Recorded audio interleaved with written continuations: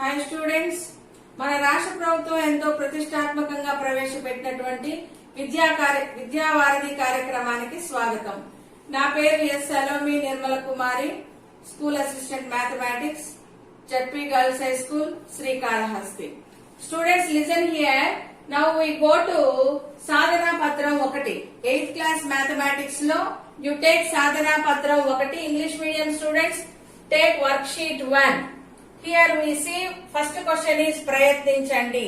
ఇవన్నీ మనం 7th class లో ముందుగా నేర్చుకొచ్చినటువంటివే. ఒకసారి జ్ఞాపకం చేసుకోవడానికి, అగైన్ మీరు డిస్కస్ చేసుకొని విశ్లేషించుకోవడానికి మాత్రం ఈ సాధనా పత్రాలను మనకి ఇచ్చారు.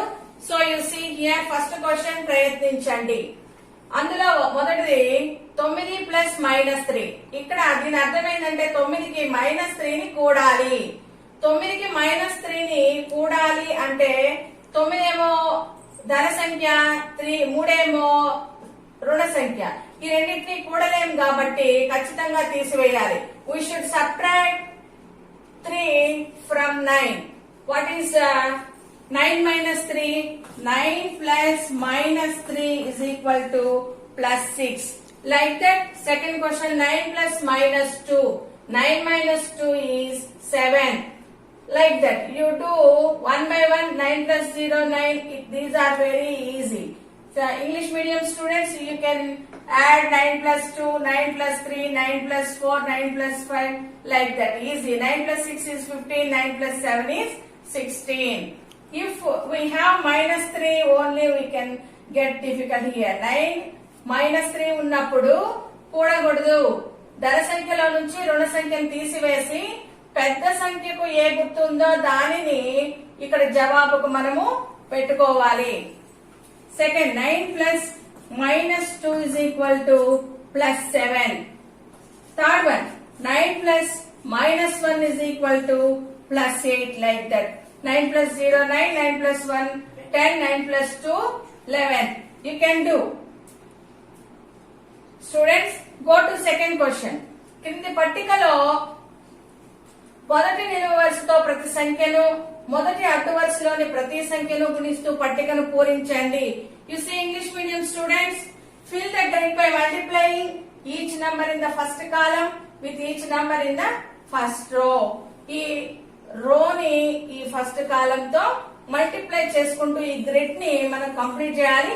కొన్ని వాళ్లే మనకు కంప్లీట్ చేసి ఉన్నారు వర్క్ షీట్ లో, మిగిలిన మనం చేయాలి. 2 × -1. గుణకారంలో రెండు వేరు వేరు గుర్తులను గుణించినప్పుడు లబ్ధానికి మైనస్ గుర్తు వస్తుంది. So 2 × -1 is equal to -2. 2 × -1 is equal to -2. ఆ తర్వాత 2 × -2, 2 2 4, plus into minus minus. Again you see next one, 2 × -3, 2 3 6, plus into minus minus. Like that you can fill this box. English medium students, you see here -2 × 3, 2 3s are -6, -2 × 2, -2 × 2 is -4, -2 × 1 is -2, -2 × 0 is 0. Like that, you can fill the complete box. See children, go to third question. క్రింది వాటిని చేయండి. Compute the following. ఇక్కడ ఏమైతే గుర్తులు మనకి ఇచ్చి ఉన్నారో దానిని బట్టి మనము ఆన్సర్ ని చేసుకోవాలి. అంటే ప్లస్ ఇస్తే అడిషన్ చేయాలి, మైనస్ ఇస్తే సబ్ట్రాక్షన్ చేయాలి, ఇంటూ ఇస్తే మల్టిప్లికేషన్ చేయాలి, డివిజన్ ఇస్తే డివిజన్ సింబల్ ఉంటే డివైడ్ చేయాలి. ఈ థర్డ్ క్వశ్చన్ లో అన్ని డివిజన్ సింబల్స్ చూడండి. So complete 7 questions are in the division. So you can do divisions.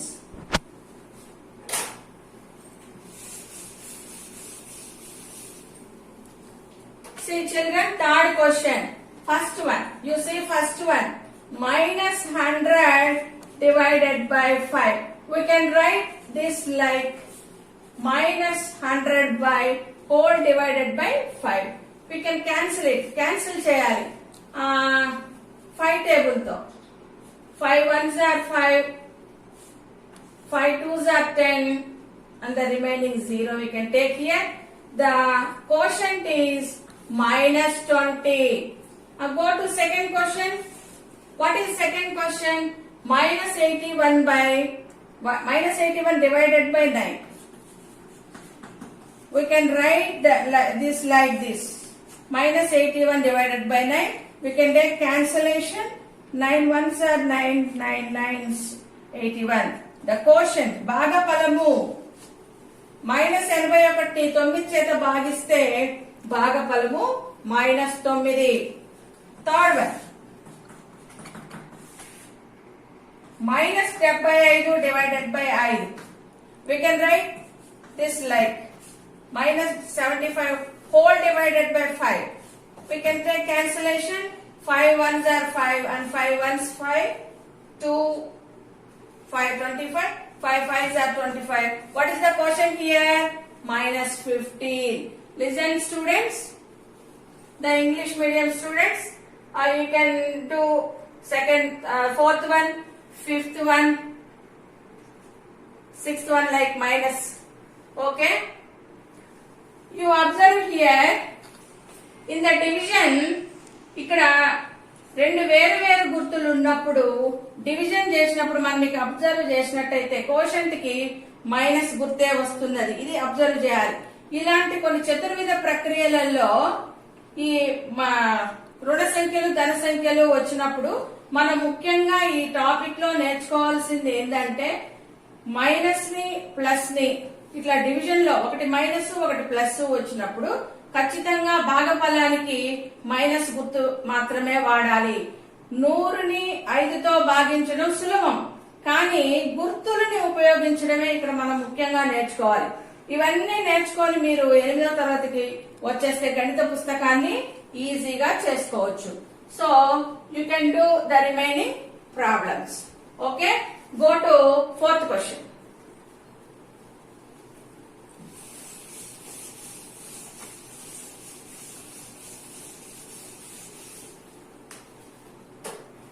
Students, look here. In the fourth question, you read this. సరైన ధర్మాలను ఉపయోగించి కింది వాణిని గణన చేయండి. Find the product using suitable properties. ఇవి చూసినప్పుడు మనకు ఈ గుణకారాలు చేయాలంటే ప్రోడక్ట్ కనుక్కోండి అంటే అర్థం ఏంటి? మనము ఖచ్చితంగా గుణించాలి. ఇక్కడ గుణకారపు గుర్తులను కూడా చూస్తున్నాం. ఇంత పెద్ద గుర్తులను మనం చూసినప్పుడు ఇది ఎలా చేయాలి, ఇవి మనం చేయలేమేమో, కన్ఫ్యూజ్ అవుతామేమో అనేటువంటి ఫీలింగ్ నీకు రాకుండా చిన్న చిన్న ధర్మాలను ఉపయోగించి ఈ గుణకారాలని ఏ విధమైన ధర్మాలను ఉపయోగించి మనం ఈజీగా చేస్తామో చూద్దాం. Students, look here. First one in the fourth question. 26 into minus 48 plus minus 48 into minus 36. You see here, we can use brackets. Brackets use చేసి ఈ ప్లస్ యువతలున్న రెండింటిని ఒక జతగా, ప్లస్ అవతలున్న రెండింటిని ఒక జతగా మనం తీసుకుంటే ఈజీగా గణన చేయొచ్చు. You see, ఇక్కడ minus 48 ఉంది, ఈ జతలోనూ minus 48 ఉంది. కాబట్టి మనము 6-7 తరగతుల్లో నేర్చుకున్న సాధారణ పద్ధతి ఏంటంటే కామన్ చేసుకోవటం. minus 48 ని కామన్ చేసుకుంటే ఏ విధంగా మనం చేద్దాం.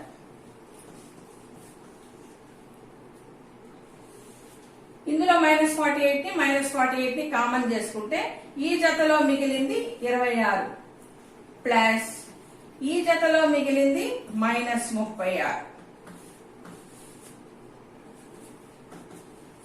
minus 48 అలాగే ఉంచుకొని 26 plus into minus minus 36. minus 48 26లో నుంచి 36 తీసివేయాలి అని ఇక్కడ చెప్తా ఉన్నారు. కానీ మనము చిన్న సంఖ్యలో నుంచి పెద్ద సంఖ్యను తీసివేయలేం కాబట్టి పెద్ద సంఖ్యలో నుంచి చిన్న సంఖ్యను తీసేసి పెద్దదానికి ఏ గుర్తుందో దానిని మనం ఇక్కడ తీసుకోవాలి. ఇప్పుడు minus 48 into minus 10, minus into minus plus 48ని 10తో గుణించడము అంటే పక్కన ఒక సున్నాని చేర్చుకుంటే ఈజీగా అయిపోతుంది. ఈ విధంగా మనము చిన్న చిన్న ఇలా కామన్ చేసుకోవడం డిస్ట్రిబ్యూషన్ ప్రాపర్టీ అంటాము. దీనిని విభాగ న్యాయము, సంకలనంపై విభాగ న్యాయం అని కూడా అంటాము. ఇలాగా సింపుల్ గా మనము గుణకారాలు చేసుకొని లబ్ధాన్ని పొందవచ్చు. Next go to second question.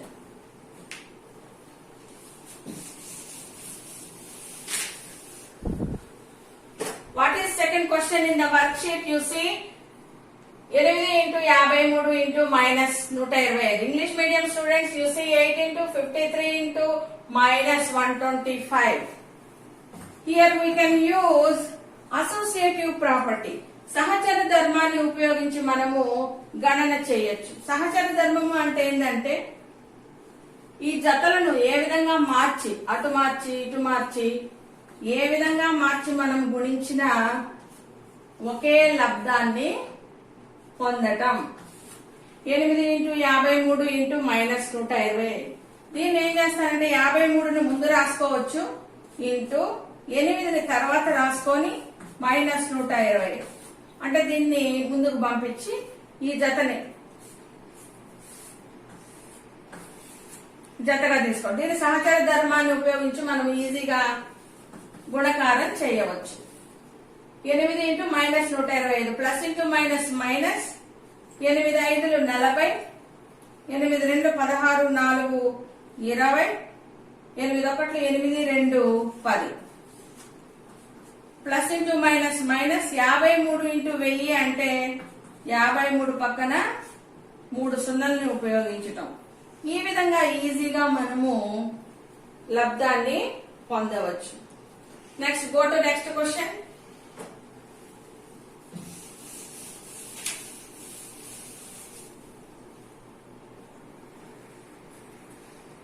You see sixth question. That is 7 into 50 minus 2. 7 into 50 minus 2. దీనిని మనము విభాగ న్యాయంలో ఈజీగా చేయవచ్చు. 7 into 50 మరియు మైనస్ 7 into 2. 7 0 0 7 5 35. 7 into 50 యొక్క లబ్ధం 350. 7 2 14. 350లో 14ను మనం తీసేస్తే 6 3 3 336. Next go to next question.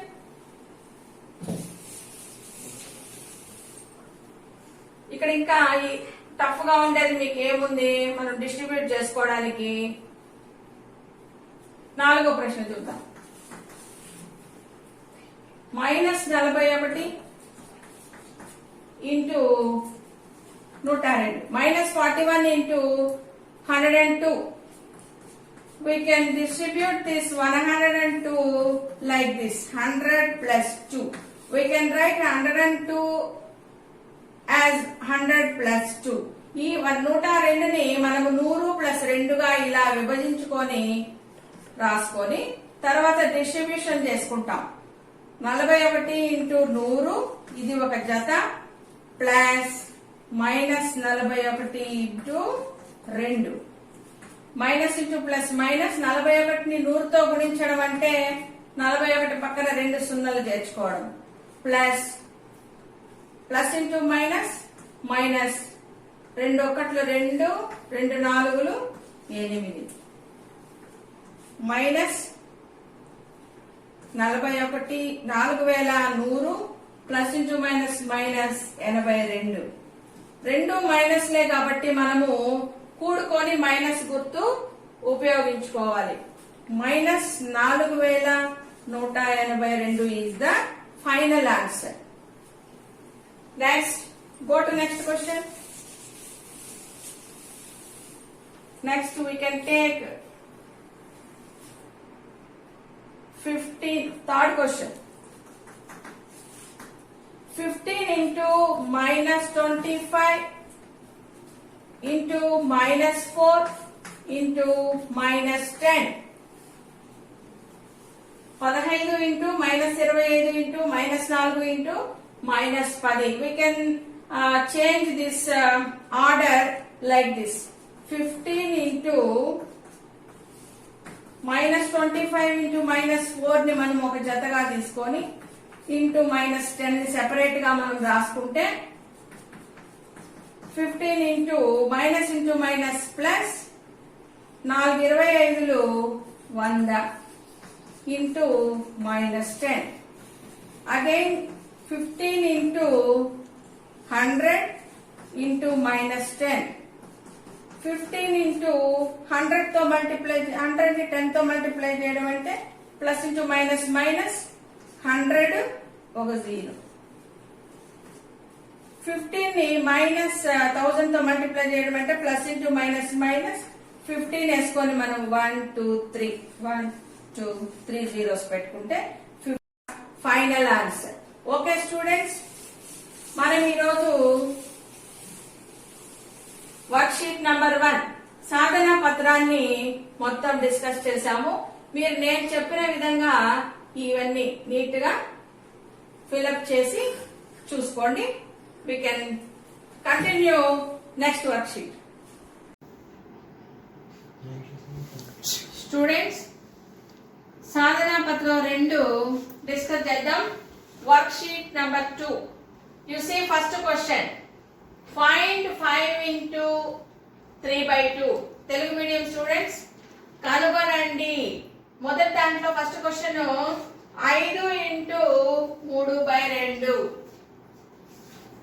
5 into 3/2ని ఎలా చేయాలి? సాధన చేయండి, కనుగొనండి అంటే ఈ రెండింటిని మధ్యలో ఏ గుర్తుంది? ఇంటూ. కాబట్టి గుణించి లబ్ధాన్ని చెప్పాలి మనం.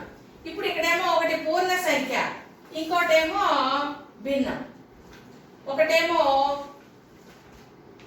Integer and the next one is fraction. ఇలా ఉన్నప్పుడు మనం గుణకారం మల్టిప్లికేషన్ ఎలా చేయాలి అంటే పూర్ణ సంఖ్యని ఎప్పుడు కూడా లవం అనుకోవాలి.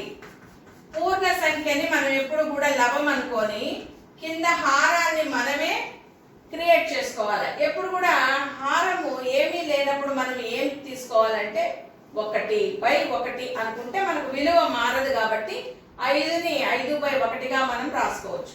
ఇప్పుడు ఈ భిన్నాన్ని ఎలా గుణించాలి అంటే లవం గుణించుకోవాలి. 5 3 15, హారాన్ని గుణించి వేసుకోవాలి. 1 2 2. 5 into 3/2 ఈ రెండింటిని మనం గుణించగా వచ్చిన లబ్ధము 15/2. The product is 15/2. The next one, second one is 4 into 7/5. ఇది కూడా మనము పూర్ణ సంఖ్యని ఎప్పుడు కూడా లవంగా తీసుకోవాలి. 1 అనుకొని 4 7 28/1 5 5. 4ని 7/5 చేత గుణించగా మనకు వచ్చిన లబ్ధము 28/5. అదే విధంగా మూడో లెక్కని మీరు ప్రయత్నించి చూడండి. Next go to second question.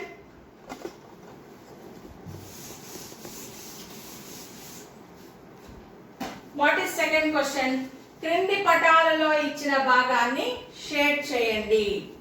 Shade the following. First one 1/2 పటంలో వృత్తాలలో, ఆ పటంలో గల వృత్తాలలో 1/2 భాగాన్ని షేడ్ చేయాలి. 1/2 of the circles in the box A. Box A లో ఎన్ని సర్కిల్స్ ఉన్నాయి?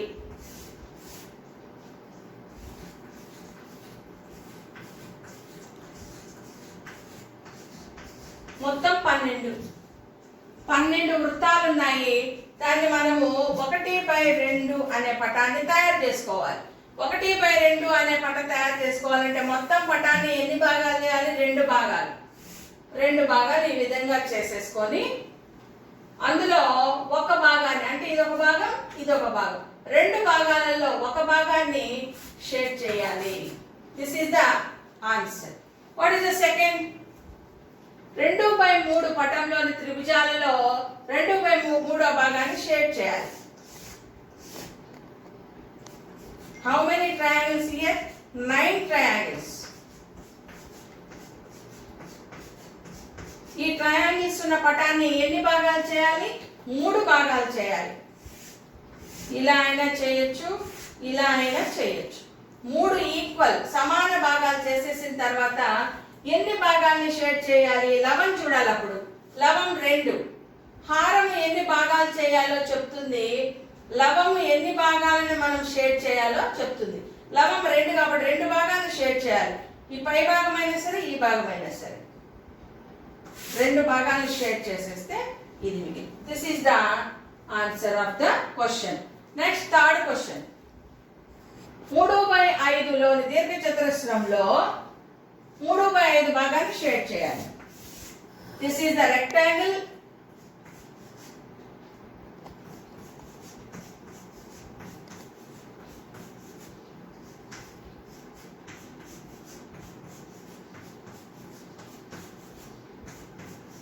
This is the given figure. ఈ పటాన్ని ఎన్ని భాగాలు చేయాలంటే 5 భాగాలు చేయాలి. 5 భాగాలు చేసి ఎన్ని భాగాలు షేడ్ చేయాలి? 1 2 3 4 5 1 2 3 4 5 5 పార్ట్స్ చేసేసి 3 భాగాలను షేడ్ చేయాలి. 1 2 3. This is the answer.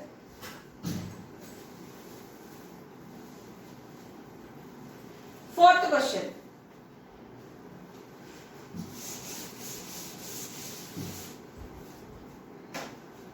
What is the next figure? Circles. How many circles are there? 5 rows, 4 columns.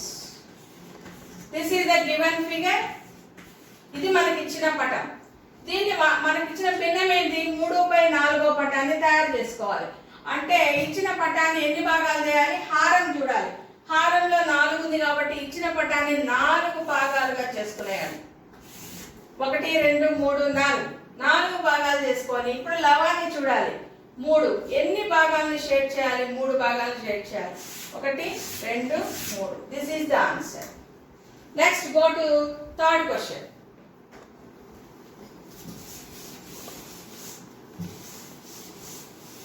What is third question? క్రింది జతల భిన్నాలను సూక్ష్మ రూపంలో రాసి ఏ జతలు సమానమో చెప్పాలి. సూక్ష్మ రూపంలో రాసిన తర్వాత ఇవి సమానము, ఇది సమానము కాదు అని చెప్పాలి. Determine if the following pairs are equal by writing each in their simplest form. Simplest form లో రాసిన తర్వాత అవి ఈక్వలా కాదా అని మనం చూడాలి. So go to first question. 3/8 మరియు 375/1000. 3/8ని మనం ఇంకేం క్యాన్సిలేషన్ చేయలేం, ఎందుకంటే ఇది ప్రధాన సంఖ్య. ఈ 2 క్యాన్సిల్ పోవు కాబట్టి ఇదే సూక్ష్మ రూపం.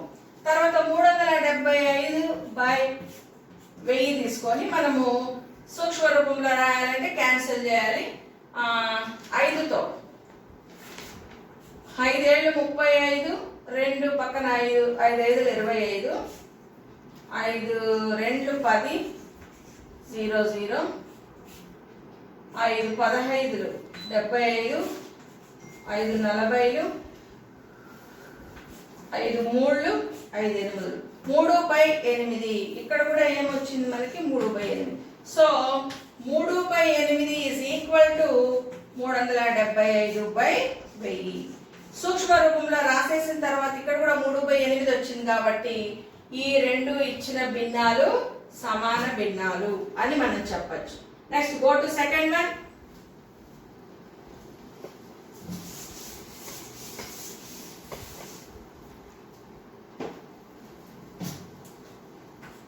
(18/54) 18/54 and 23/69. ఇది ఈక్వల్ కాదా చెక్ చేస్తాం. 18 అంటే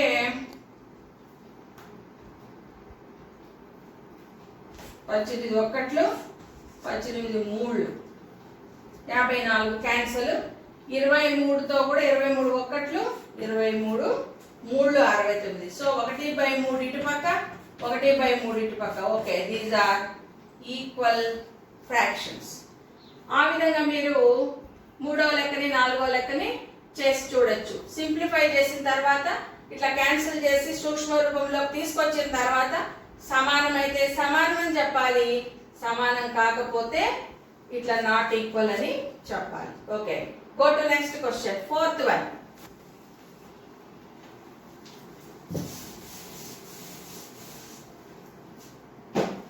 క్రింది పటంలో త్రిభుజం ఏబిఈ దీర్ఘ చతురస్రం BCDE ల యొక్క చుట్టుకొలతలను కనుగొనండి. దేని చుట్టుకొలత ఎక్కువ, ఎంత ఎక్కువ? Find the perimeters of triangle ABE and the rectangle BCDE in the figure. Which figure has greater perimeter and by how much? ఇక్కడ మనము పటంలో ఒకే పటంలో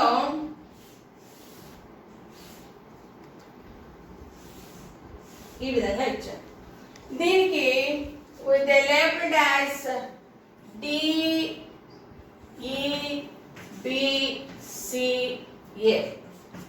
మెజర్మెంట్స్ ఇచ్చారు చూడండి. 1, 2/3 సెంటీమీటర్లు ఈ దీర్ఘ చతురస్రం యొక్క వెడల్పు. దీర్ఘ చతురస్రం యొక్క పొడవు 2, 1/5 సెంటీమీటర్లు. ఈ త్రిభుజం యొక్క ఈ భుజం పొడవు 4, 2/3 సెంటీమీటర్లు. త్రిభుజం యొక్క ఈ భుజం పొడవు 3, 1/3 సెంటీమీటర్. మనల్ని ఏమడుగుతున్నారంటే ఈ దీర్ఘ చతురస్రం యొక్క చుట్టుకొలత. చుట్టుకొలత అంటే ఈ 4 భుజాల యొక్క పొడవుల్ని కలిపి చెప్పడం. త్రిభుజం యొక్క చుట్టుకొలత అంటే ఈ 3 భుజాల యొక్క కొలతల్ని కలుపుకొని చెప్పడం, అది చుట్టుకొలత. కాబట్టి దీర్ఘ చతురస్రం యొక్క చుట్టుకొలత కనుక్కోవడం.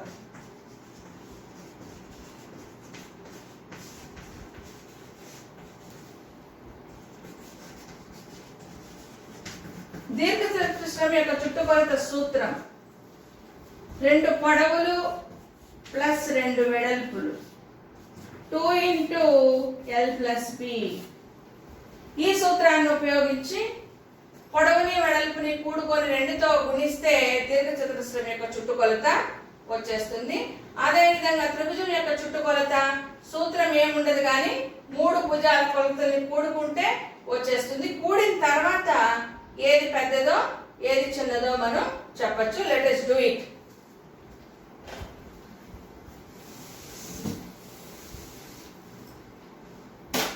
మొదటి దీర్ఘ చతురస్రం యొక్క చుట్టుకొలతని చూద్దాం. 2 × L + B. పొడవు 2, 1/5 మిశ్రమ భిన్నంలో ఉంది. వెడల్పు 1, 2/3 మిశ్రమ భిన్నంలో ఉంది. మిశ్రమ భిన్నంలో ఉన్న వాటిని అపక్రమ భిన్నంలో మన ఇంప్రాపర్ ఫ్రాక్షన్ లోకి చేంజ్ చేసుకోవాలి. 5 × 2 10 + 1 11/5 ప్లస్ 3 × 1 3 1 2 5/3. ఈ భిన్నాన్ని కూడాలి అంటే హారాల కాసాగు అనుకోవాలి. 5కి 3కి కాసాగు 15.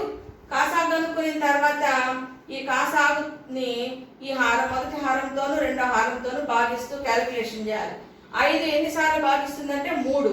3తో ఈ లవాన్ని గుణించాలి. 3 11 33 ప్లస్ తర్వాత రెండో భిన్నంలోని హారంతో భాగించాలి. 3 5 సార్లు భాగిస్తుంది కాబట్టి అదే 5 భాగఫలంతో లవాన్ని గుణించాలి. 3 5లు 15 అయితే 5 5లు 25. 2 × లవాన్ని మొత్తం కూడుకుందాం. 58/15 ఈజ్ ఈక్వల్ టు 2తో దీన్ని గుణిస్తే 2 16 15 1 10 1 11/15 centimeter. This is the perimeter of rectangle. Note down. Next we can find the perimeter of the triangle. We can add the 3 sides. 3 1/3 plus 2 1/5 plus 4 2/3. We can change these mixed fractions into improper fractions. మనకి ఇచ్చిన ఈ 3 మిశ్రమ భిన్నాల్ని అపక్రమ భిన్నాలుగా మార్చుకుందాం. 3 3 9 1 10/3 plus 5 2 10 1 11/5 3 4 12 2 14/3. ఈ 3 భిన్నాల యొక్క హారానికి కాసా కనుక్కుంటే 3 5 3 3 3 common, ఒక 3 వస్తుంది, 3 5 15, కాసాగు 15. అదేవిధంగా మొదటి భిన్నంలోని హారంతో కాసాగును భాగిస్తే 3 5 15, 5 10 50, ప్లస్ 5తో భాగిస్తే 5 3 15, 3 11 33, ప్లస్ 3తో భాగిస్తే 3 5 15 4 70, 50ని 70ని 120, 153 డివైడెడ్ బై 15 సెంటీమీటర్లు. ఇది this is the perimeter of the triangle. Perimeter of the triangle is 153/15, and the perimeter of the rectangle is 116/50. ఇప్పుడు ఈ రెండింటిని మనం అబ్జర్వ్ చేసినప్పుడు ఇవన్నీ సజాతి భిన్నాలుగా కనబడతా ఉన్నాయి. ఎందుకంటే హారం సమానం కాబట్టి లైక్ ఫ్రాక్షన్స్ అంటాం. లైక్ ఫ్రాక్షన్స్ కనబడినప్పుడు మనం లవాలను చూసి ఏది పెద్దది ఏది చిన్నది అని మనం నిర్ణయం చేసేయచ్చు. కాబట్టి 153 పెద్దదా, 116 పెద్దదా? కాబట్టి 153 పెద్దది కాబట్టి perimeter of the triangle is bigger than perimeter of the rectangle. ఈ దీర్ఘచతురస్రం యొక్క చుట్టుకొలత కంటే త్రిభుజం యొక్క చుట్టుకొలత పెద్దది. 153/15 is greater than 116/15. Next, go to next question, students. This is very easy. ప్రయత్నించండి. వివిధ రకాల పటాలు గీచి వాటితో 3/4 1/4 భిన్నాలను షేడ్ చేయండి. వీటిని ఏ విధంగా సూచించాలో మీ స్నేహితులతో పరిశీలింపజేసి సరిచూడండి. Try this. Represent 3/4 and 1/4 in different ways using different figures. Justify your representation and share and check it with your friends. Different types మనం షేప్స్ తీసుకోవాలి. ఒకటి సర్కిల్ తీసుకుందాము, ఒకటి స్క్వేర్ తీసుకుందాము, ఒకటి రెక్టాంగిల్ తీసుకుందాము. డిఫరెంట్ షేప్స్ తీసుకొని ఒకసారేమో 3/4ని షేడ్ చేద్దాం. అంటే ఆ ఫిగర్ ని ఎన్ని భాగాలు చేయాలో హారం చెప్తుంది. హారం 4 ఉంది కాబట్టి ఆ డయాగ్రామ్ ని మనము షేప్ ని 4 భాగాలు చేసుకుందాం. లవం 3 ఉంది కాబట్టి దిస్ ఈస్ 3/4. అదేవిధంగా ఈ షేప్ ను కూడా 4 భాగాలే చేసుకోవాలి. ఎందుకంటే హారం 4 కాబట్టి, లవం 3 కాబట్టి 3 భాగాల్ని షేడ్. This is 3/4. అదేవిధంగా రెక్టాంగిల్ కూడా మనం 4 భాగాలు చేయాలి, 3 భాగాల్ని షేడ్ చేసుకోవాలి. This is 3/4. లైక్ దట్ 1/4ని మనం చూడాలి. 1/4ని ఏ విధంగా చేయాలి? Same circle, same square and same rectangle. Again 1/4 కాబట్టి హారము 4, మళ్ళీ 4 భాగాలే చేయాలి. లవం 1 కాబట్టి 1 భాగాన్ని షేడ్ చేయాలి. This is 1/4, 1/4. ఇలా మీరు ఏ షేప్ నైనా తీసుకొని ఏ రకమైన భిన్నాలైనా తీసుకొని షేడ్ చేసుకోవచ్చు. This is very easy students, you can try it. Okay, next go to next సాధనా పత్రం. స్టూడెంట్స్, సాధనా పత్రం 3 చూద్దాం. Work sheet number 3. దాంట్లో ఫస్ట్ క్వశ్చన్, కింది వాటికి పేర్లు ఇవ్వండి. ఇక్కడ కొన్ని బొమ్మల్లాగా అంటే లైన్స్ ఏవేవో ఇచ్చారు, వాటికి పేర్లు పెట్టాలి. మనం ఎప్పుడు కూడా జామెట్రీలో పేర్లు పెట్టేటప్పుడు ఇంగ్లీష్ ఆల్ఫాబెట్స్ క్యాపిటల్ లెటర్స్ నే వాడతాం. ఇక్కడ చూస్తే మనకు ఇక్కడ ఒక రేఖ కనిపిస్తా ఉంది, కానీ అటువైపు ఇటువైపు ఈ మొదట్లో చివర్లో బిందువులు నోట్ చేస్తున్నారు. బాగా అబ్జర్వ్ చేయండి. ఇక్కడ బిందువు ఉంది, ఇక్కడ బిందువు ఉంది. మొదట దీనికి AB అని పెట్టున్నారు. దీని ఏమంటామంటే ఇక్కడ అంటే ఇనిషియల్ పాయింట్, ఎండింగ్ పాయింట్ రెండు దగ్గర ఇలా పాయింట్ ఉన్నప్పుడు రేఖ క్లోజ్ అయిపోయింది, లైన్ క్లోజ్ అయిపోయింది, ఎండ్ అయిపోయింది అని అర్థం. దీనిని ఏమంటామంటే మనం line segment. Line segment AB. దీని పేరు ఏం పెడతాం మనం? Line segment AB. Next go to second picture. ఒక దగ్గర స్టార్టింగ్ పాయింట్ ఉంది, ఇంకో దగ్గర యారో మార్క్ ఉంది. దీనికి ఏం? DCD. దిస్ ఈస్ కాల్డ్ రే, కిరణము. దీన్ని రేఖాఖండము అంటాం తెలుగులో, దీన్ని కిరణము, రే. అలాగా నోట్ చేయాలి, అలాగా పేరు పెట్టాలి. Next third one, both sides arrow mark పెట్టేశారు. బోత్ సైడ్స్ యారో మార్క్ పెట్టి XY. Both sides arrow mark ఉంటే we can extend both sides అన్నమాట. ఇటుపక్క ఈ లైన్ ఎక్స్టెండ్ చేసుకోవచ్చు, అటుపక్క ఎక్స్టెండ్ చేసుకోవచ్చు. దిస్ ఈస్ కాల్డ్ రేఖ, లేదా ఇంగ్లీష్ లో లైన్ XY. నెక్స్ట్ ఫోర్త్ చూస్తే చిన్న డాట్ ఉంది, డాట్ P అంటే బిందువు. ఇలాగా ఏదైనా డాట్ A, డాట్ O ఏదైనా పేర్చుకోవచ్చు. దేనికైనా సరే మనం జామెట్రికల్ ఫిగర్స్ కి నేమ్ ఇచ్చేటప్పుడు క్యాపిటల్ ఆల్ఫాబెట్స్ నే వాడతాము. మొదటిది రెండు పక్కల బిందువు ఉంది కాబట్టి ఎండ్ అయిపోయింది, రేఖాఖండము, లైన్ సెగ్మెంట్. రెండోది ఒక దగ్గర చివరి బిందువు, తొలి బిందువు ఉంది, మళ్ళా కిరణం గుర్తు, ఈ యారో మార్క్ ఉంది. సో దిస్ ఈస్ కాల్డ్ రే, కిరణము. మూడోది రేఖ, నాలుగోది బిందువు. Line segment AB, ray CD, line XY, the point P. Okay, go to second question.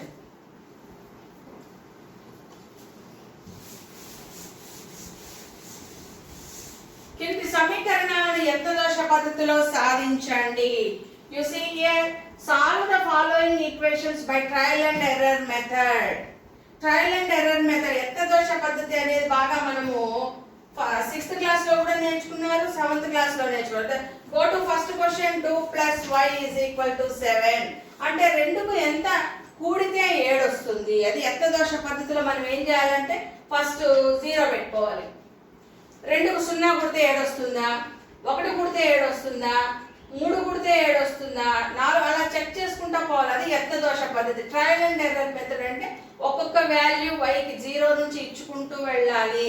వెళ్ళినప్పుడు 7 ఎక్కడ వస్తుందో కనిపెట్టాలా. 2కి 5 కూడినప్పుడు 7 వస్తుంది. therefore y = 5. ఇది ఎంతదోష పద్ధతిలో మనం సాధించే విధానం. Next go to second. a - 2 = 6. A number లో నుంచి, ఏ సంఖ్యలో నుంచి 2ని మనం తీసివేస్తే 6 వస్తుంది.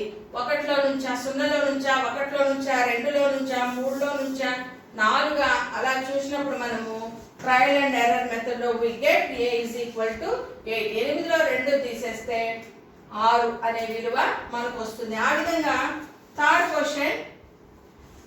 5 × m = 15. 5m = 15. 5ని ఏ సంఖ్యతో గుణిస్తే 15 వస్తుంది. ట్రయల్ అండ్ ఎర్రర్ మెథడ్ లో చూసుకుంటూ వెళ్ళాలి. వెళ్తే 5ని 3 చేత గుణిస్తే 15. therefore m = 3. Fourth question. 2n = 14. 2ని ఏ సంఖ్యతో గుణిస్తే 14 వస్తుంది. 2 7 14. So therefore n = 7. ఈ విధంగా ఎంతదోష పద్ధతిలో మనం ఈజీగా కనుక్కోవచ్చు. Next go to third question.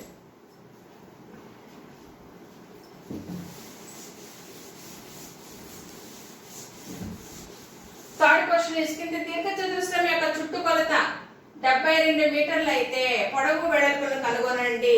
You see English medium students, find the length and breadth of the rectangle given below if its perimeter is 72 meters. దీర్ఘచతురస్రం ఇచ్చారు మనకు రెక్టాంగిల్, దానికి పెరిమీటర్ ఇచ్చేశారు మనకు పొడవు వెడల్పుల్ని బహుపదుల్లో ఇచ్చారు. మనము దాన్ని సూత్రం ప్రకారం సాధించాలి. This is the given rectangle. This is the length 5x plus 4.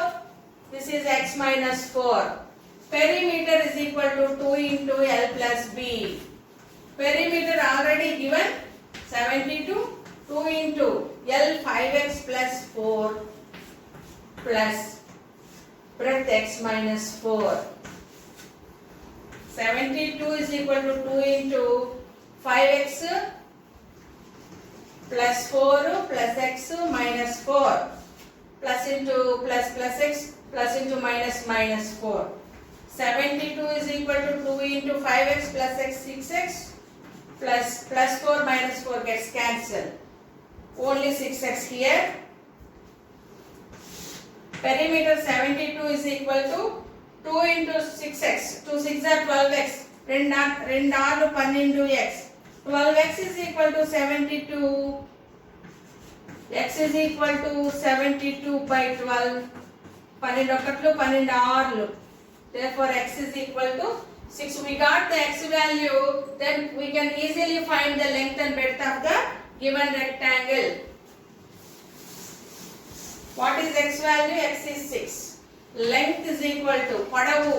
దీర్ఘచతురస్రం యొక్క పొడవు is equal to 5x plus 4. We substitute the value of x here plus 4. 5 6 are 30 plus 4. 34 is the 34 meters is the length of the rectangle. Next, breadth. That is x minus 4. We substitute the value of x here. 6 minus 4 is 2 meters.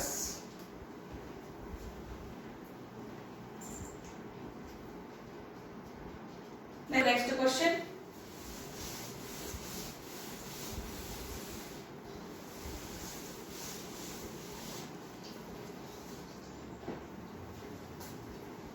రెండు విభిన్న రేఖలకు వీలైనన్ని తిర్యక్ రేఖలను గీయండి.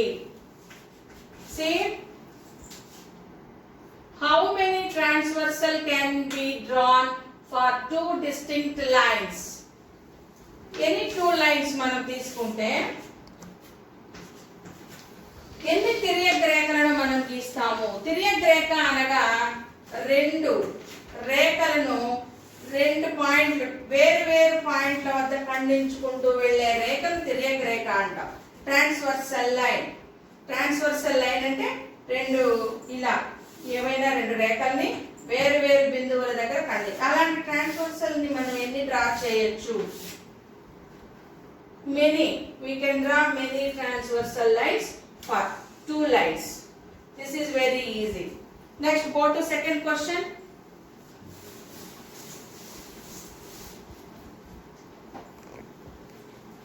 Look into box. Fifth question. కింద ఇవ్వబడిన సమాచారంతో వివిధ తరగతుల పిల్లల సంఖ్యను మొత్తం పిల్లల సంఖ్యలో భిన్నంగా మరియు శాతంగా రాయండి. తరగతి ఇచ్చారు, పిల్లల సంఖ్య ఇచ్చారు. మనం భిన్న రూపంలో రాయాలి, శాత రూపంలో రాయాలి. The strength particular of a school are given below. Express the strength of each class as a fraction, percentage of total strength of the school.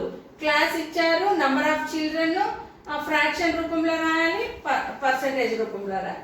చూడండి, ఫ్రాక్షన్ రూపంలో అయితే మనం మామూలుగా 6వ తరగతి పిల్లలు 17 మంది ఉన్నారు, 7వ తరగతి పిల్లలు 15, అలాగా మొత్తం స్కూల్లో 100 మంది ఉన్నారు. Total students 100. 6th class 70. దీన్ని మనం ఎలా భిన్న రూపంలో రాయాలి అంటే 100లో 17 మంది. 7th క్లాస్ స్టూడెంట్స్ ఎంత మంది? 15. దీన్ని భిన్న రూపంలో ఎలా రాయాలంటే 100 మంది పిల్లల్లో 17 మంది అంటే 17/100 అనేది భిన్న రూపంలో. 8th క్లాస్ స్టూడెంట్స్ 20 మంది. 100 మందిలో 20 మంది 8th క్లాస్ స్టూడెంట్స్. 9th 30. 100 మందిలో 30 మంది 9th క్లాస్ స్టూడెంట్స్. అదేవిధంగా 10th 18 మంది. దీని భిన్న రూపంలో ఎలా రాయాలంటే 100 మందిలో 18 మంది 10th క్లాస్ స్టూడెంట్స్ అని రాస్తాం. దీన్ని శాత రూపంలో ఏ విధంగా రాస్తాం చూద్దాం.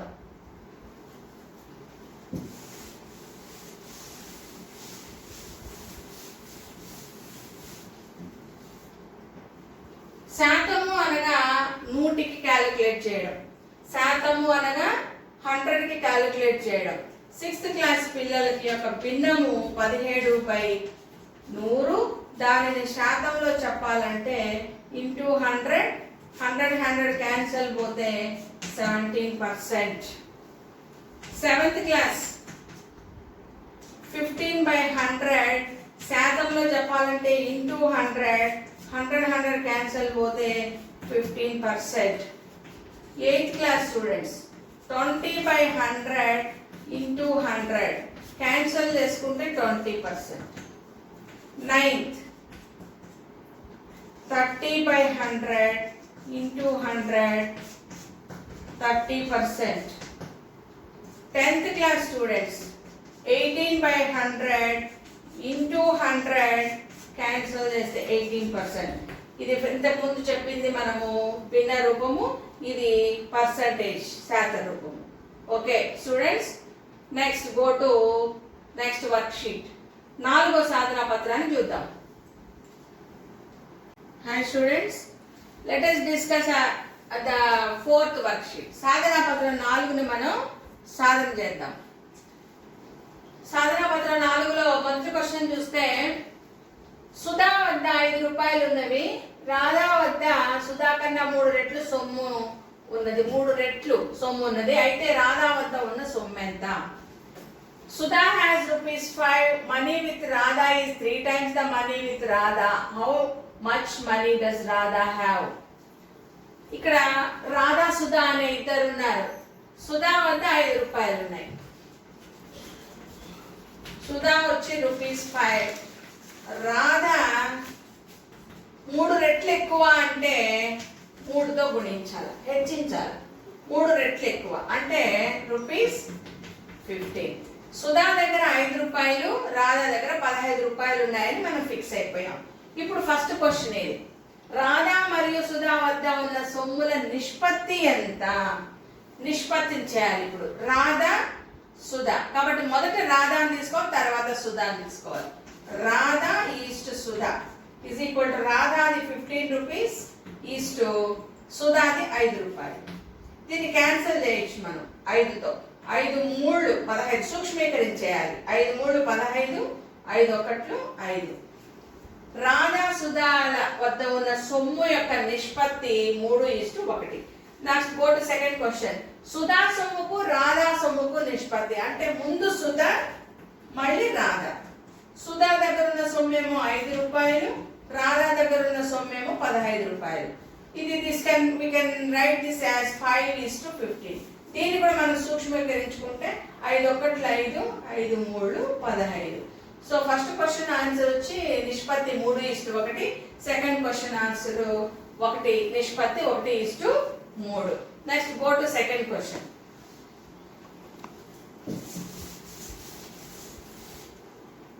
క్రింది పట్టికలో ఖాళీలలో లోపించిన పదాలను సరైన సమాధానాలతో నింపండి. Find the missing numbers in the following proportions in the table given below. Proportionate గా ఉన్నాయి అంటే అర్థం ఏంటంటే ఒక 2 fractions, 2 ratios 1:2 is as 4:8. ఈ 2 నిష్పత్తులు ప్రపోర్షనేట్ గా ఉన్నాయి అంటే అర్థం ఏంటంటే అంచముల లబ్ధం మధ్యముల లబ్ధానికి సమానమైనప్పుడు. ఇది మనం 7వ తరగతిలో నేర్చుకున్నాం బాగా. మళ్ళీ ఒకసారి దీని గురించి మనం మళ్ళీ విశ్లేషించి మళ్ళీ నీట్ గా నేర్చుకుంటున్నాం. ఇదొక నిష్పత్తి, ఇదొక నిష్పత్తి. ఈ రెండింటికి మనం అనుపాతాన్ని రాస్తున్నాము. అనుపాతాన్ని రాసేటప్పుడు మధ్యలో ఉన్న 2 ఈ చివర ఉన్న రెండింటిని మనము గుణించుకోవాలి. దీన్ని అంచెములు అంటాం. ఈ చివర ఆ చివర ఉన్నాయి అంచెములు, మధ్యలో ఉన్న వాటిని మధ్యములు. అంచెముల లబ్ధము అంటే 1 × 8 మధ్యముల లబ్ధము. Product of extremes is equal to product of means. ఒకటి 8 8 2 4 8 రెండు సమానమైనప్పుడు ఇది ప్రపోర్షనేట్ గా ఉంది అనుకుంటాం. కాబట్టి ఇక్కడ ఏం రాయాలి మనం? అంత్యాల లబ్ధం 8, మధ్యాల లబ్ధం 8. అదేవిధంగా సెకండ్ వన్ 5:6 ఈజ్ 75:9. మరి అంచెముల లబ్ధం చూడండి 5:90. 5:90 అంచెముల లబ్ధము 450. 6:75 మధ్యముల లబ్ధం కూడా 450. రెండు సమానంగా వచ్చాయి కాబట్టి ప్రపోర్షనేట్ గా ఉన్నాయి. 3:4 నెక్స్ట్ థర్డ్ వన్ 3:4 ఈజ్ 24:32. 3:4 24:32. చూద్దాం మధ్యముల లబ్ధం అంచెముల లబ్ధం 32 × 3 96. 24 × 4 96. కాబట్టి ఇక్కడ రాయొచ్చు మనం 96. అంత్యాల లబ్ధం 96, మధ్యాల లబ్ధం 96. ఇక్కడ చూస్తే next go to fourth question. Blank ఇచ్చేసారు మనకి. మనము ఒక నిష్పత్తిని కనుక్కోవాల్సి ఉంటుంది. వాళ్ళు అంచాల లబ్ధాన్ని ఇచ్చారు. 2:5 is as dash is to 15. ఇక్కడ మనం ఎక్స్ అనుకుంటాం. అంచాల లబ్ధం 30 అంటే 2 15లు 30 వచ్చేసింది. అంటే 5ని దేంతో గుణిస్తే 30 రావచ్చు 6 లేదా 5 × x is equal to 2 × 15. x is equal to 2 × 15. ఈ ఇంటూలో ఉండే 5 is equal to ఇటు పక్క వస్తే భాగిస్తుంది, డివిజన్ లోకి వస్తుంది. 5 5 5 1s 5 3s x is equal to 6. 5 6లు 30 సరిపోయింది. కాబట్టి ఇక్కడ కూడా మనం 30 రాయాలి, ఈ బ్లాంక్ లో 6 రాయాలి. Next fourth question fifth 3:6 is as 12 blank. మధ్యాల లబ్ధం 72 ఇచ్చారు మనకి. ఇక్కడ చెక్ చేస్తాం. మధ్యముల లబ్ధం 12 72. 3 దేంతో గుణిస్తే 72 అని కూడా చూడొచ్చు, లేదా ఎక్స్ పెట్టుకొని 3 × x అంత్యముల లబ్ధం 3 × x is equal to 12 72.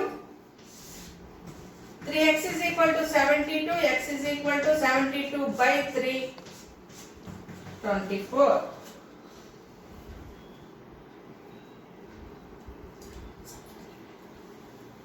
3 24లు 72 సరిపోయింది. Okay students, fill up the blanks. Next go to third question.